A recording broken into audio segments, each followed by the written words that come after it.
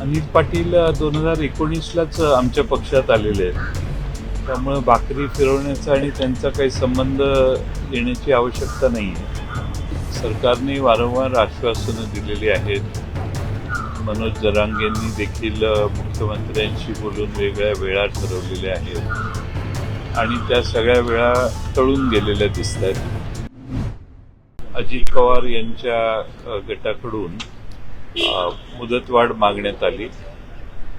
आमच्या वकिलांनी त्याला विरोध केला, पण अध्यक्षांनी त्यांचा निर्णय घेतला आणि त्यांनी आता 23 तारखेपासून हिअरिंग ठेवलेलं आहे.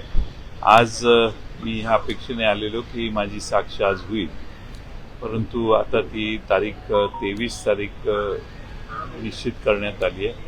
कारण विरोधी बाजूच्या वकिलांनी आम्ही जे फाईल केलेले ॲफिडेव्हिट आहेत ते वाचण्यासाठी आणि तयारी करण्यासाठी वेळ मागितला. एक महत्त्वाचं अनिल पाटील यांचं असं म्हणणं होतं सगळ्यामध्ये प्रतिज्ञापत्रांमध्ये जो वारंवार त्यांनी उल्लेख केला आहे की शरद पवार कॉन्स्टिट्युशनल लोकशाहीला धरून निर्णय घेत नव्हते, त्याबद्दल त्यांनी आता असं वक्तव्य केलं आहे की भाकरी फिरवण्याचा उल्लेख शरद पवार वारंवार करत होते. याचा अर्थ पक्षामध्ये अशांतता होती आणि मनमानी करण्याचा सगळा कारभार सुरू होता. अनिल पाटील 2019लाच आमच्या पक्षात आलेले आहेत. त्यामुळे भाकरी फिरवण्याचा आणि त्यांचा काही संबंध येण्याची आवश्यकता नाही आहे.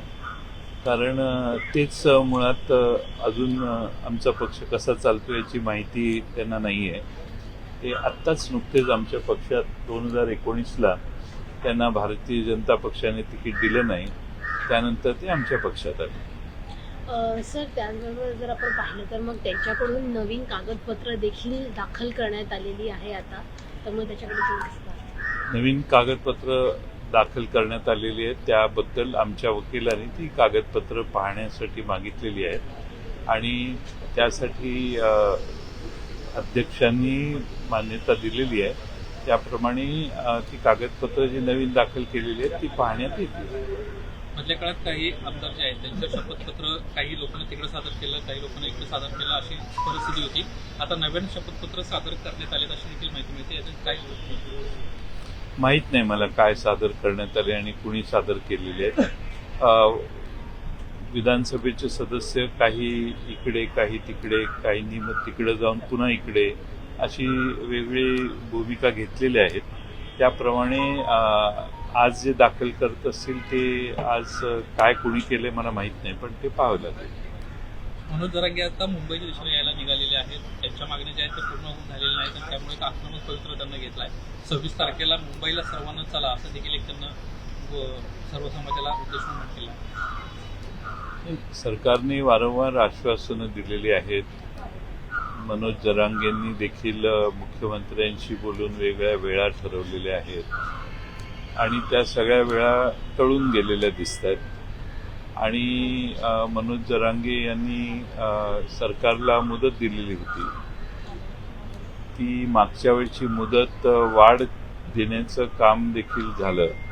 आता 24 तारीख पुन्हा दिलेली होती, त्याप्रमाणे आता त्यांना आजच माननीय मुख्यमंत्री महोदयांनी आवाहन केलेलं माझ्या पाहण्यात आलं.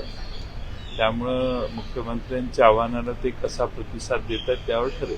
त्यांना नोटीस आलेली आहे आणि मला खात्री आहे की रोहित पवार हे त्या नोटिसीला समर्पक उत्तरं देतील.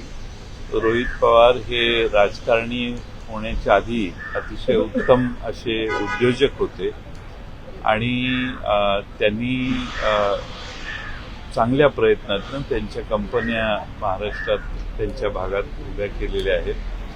आता त्यावर ईडीने कारवाई केलेली आहे. ईडीने कोणती माहिती मागितली त्या सर्व माहित्या उपलब्ध करून देण्याचं काम निश्चितपणाने रोहित पवार करतील आणि ईडीच्या कोणत्याही कारवाईला समर्थपणाने ते उत्तर देतील असा मला विश्वास आहे.